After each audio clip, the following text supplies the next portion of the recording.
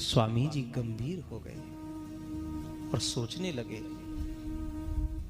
कि इन स्वार्थी देवताओं ने स्वर्ग के अमृत की तुलना कथामृत से कर दी।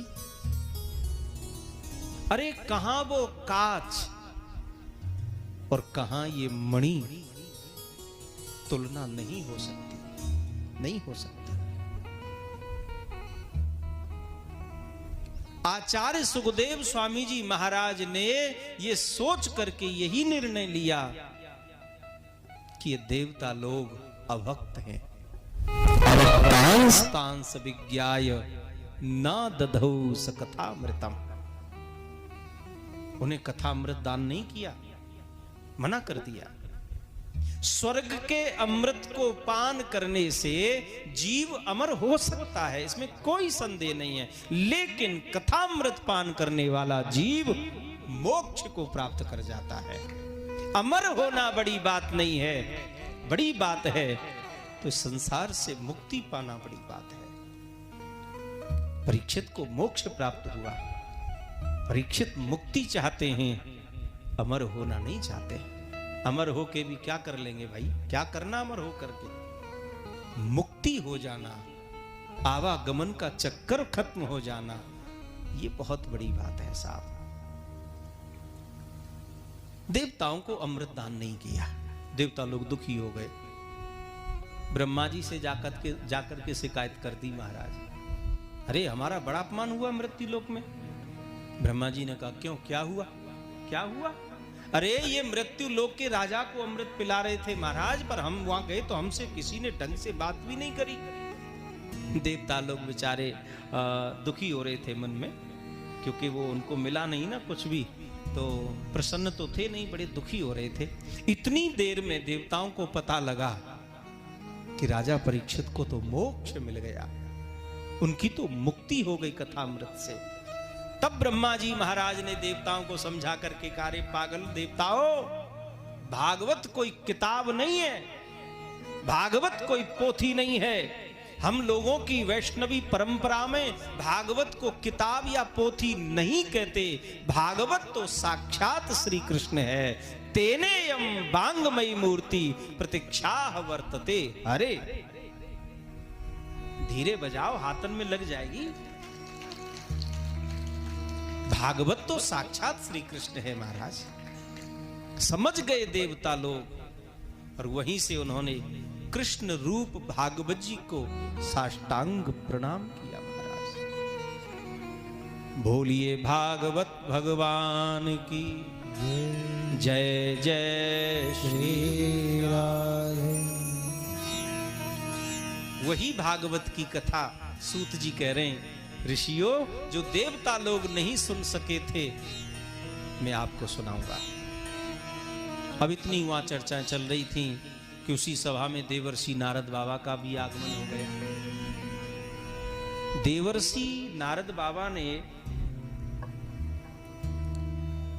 अपने पूज्य पिता ब्रह्मा जी से भागवत जी का अध्ययन तो विधिवत किया है, लेकिन सप्ताह श्रवण विधि कुमारैस्तस्य भाषितम, भागवत जी को जो सुनने की विधि है वो उन्होंने सनत कुमारों के पास 7 दिन तक, ध्यान दीजिए, 7 दिन तक एक ही आसन से बैठ करके कथा सुन करके श्रवण विधि को प्राप्त किया, ऐसा लिखा है। नारद बाबा ने सनत कुमारों के पास 7 दिन तक बैठकर कथा सुनी।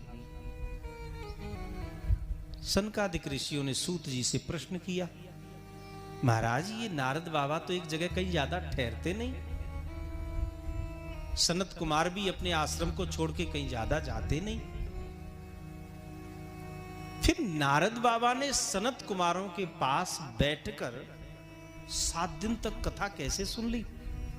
उनको तो शाप लगाए ना कि एक जगह पर ज्यादा देर नहीं टिक सकते, क्योंकि दक्ष प्रजापति के 11,000 पुत्रों को उन्होंने संत बना दिया, अपने ज्ञान से महात्मा बना दिया। तो दक्ष प्रजापति ने क्रोध में आकर के उन्हें शाप दे दिया, आज के बाद तुम किसी भी सदगृहस्थ के घर ज्यादा देर नहीं रुकोगे।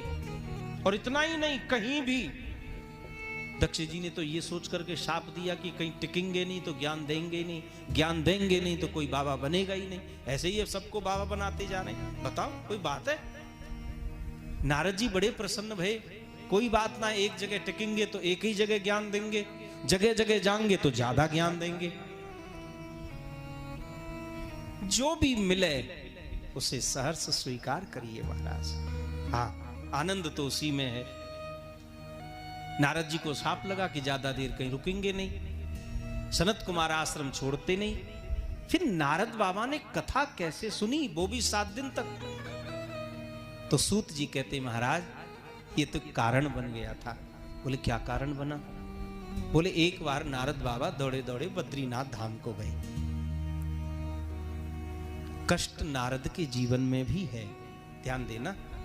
कभी कभी वो भी दुखी होते हैं। दुख की यदि बात करें तो संसार में कोई भी, अर्थात कोई भी ऐसा नहीं है जिसके जीवन में दुख ना हो। कोई कह सकता है ये बात कि मेरे जीवन में कोई दुख नहीं है? कि कोई तन दुखी तो कोई मन दुखी,